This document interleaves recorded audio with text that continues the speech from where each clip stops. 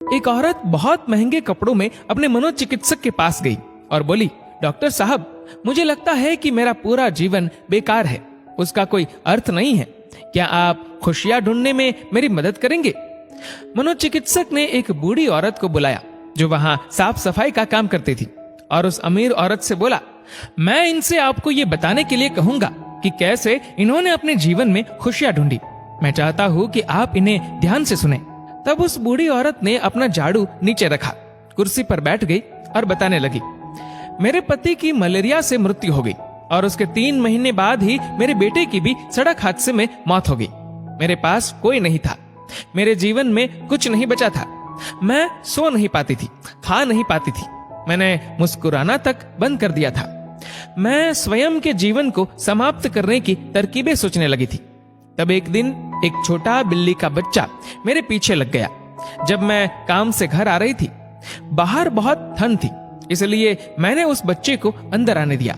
उस बिल्ली के बच्चे के लिए थोड़े से दूध का इंतजाम किया और वह सारी प्लेट सफा चट कर गया। फिर वह मेरे पैरों से लिपट गया और चाटने लगा।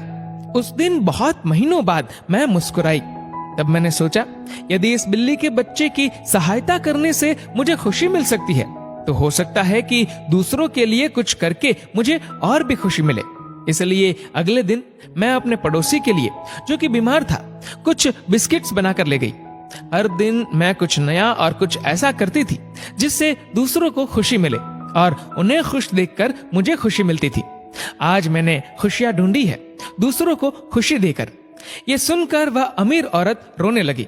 उसके पास वह सब था जो वह पैसे से खरीद सकती थी, लेकिन उसने वह चीज खो दी थी जो पैसे से नहीं खरीदी जा सकती। मित्रों, हमारा जीवन इस बात पर निर्भर नहीं करता कि हम कितने खुश हैं, अपितु इस बात पर निर्भर करता है कि हमारी वजह से कितने लोग खुश हैं। चलिए जानते हैं आखिर मुस्कुराहट का महत्व क्या है।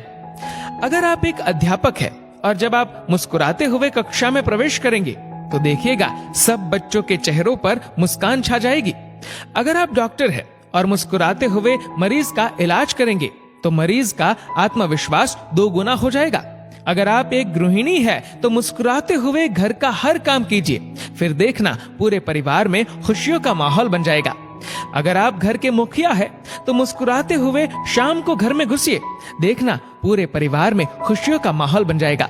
अगर आप एक बिजनेसमैन है और आप खुश होकर कंपनी में घुसते हैं तो देखना सारे कर्मचारियों के मन का प्रेशर कम हो जाएगा और माहौल खुशनुमा हो जाएगा। अगर आप दुकानदार है और मुस्कुराकर अपने ग्राहक का सम्मान करेंगे तो ग्राहक खुश होकर हर बार आपकी दुकान से ही सामान लेगा। कभी सड़क पर चलते हुए किसी अनजान व्यक्ति को देखकर मुस्कुराइए, देखना उसके चेहरे पर भी मुस्कान आ जाएगी। मुस्कुराइए क्योंकि मुस्कुराहट के पैसे नहीं लगते, ये तो खुशी और संपन्नता की पहचान है। मुस्कुराइए क्योंकि आपकी मुस्कुराहट कई चेहरों पर मुस्कान लाएगी।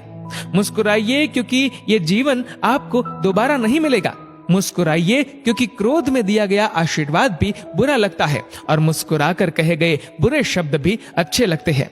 मुस्कुराइए क्योंकि दुनिया का हर व्यक्ति खिले फूलों और खिले चेहरों को पसंद करता है।